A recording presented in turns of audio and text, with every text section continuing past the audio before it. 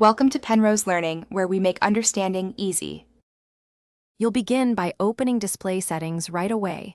Right-click the desktop and choose Display Settings to jump into the control panel. Once there, make sure Windows 10 is active and note if you have multiple monitors. That changes how resolution is applied. If you plan to change resolution system-wide, ensure you have an admin account so settings persist.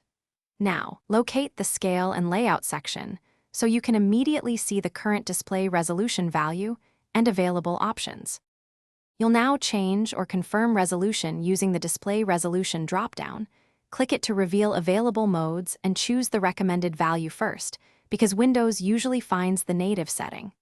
Also check Advanced Display Settings to verify the refresh rate. Mismatched rates affect motion clarity. Once you pick a mode, click Apply and watch the screen. Windows gives you about 15 seconds to confirm. If the display looks wrong, cancel and Windows will roll back so you don't get stuck with an unsupported mode. You finish by confirming settings and, if necessary, creating custom resolutions in your GPU control panel for non-standard panels.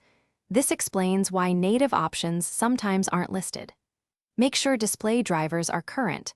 Outdated drivers often hide resolutions, so update from Device Manager or the GPU vendor.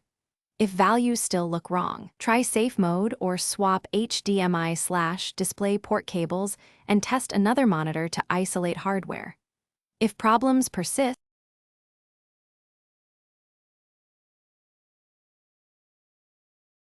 Thanks for watching. If this was helpful, leave a like and consider subscribing. See you next time.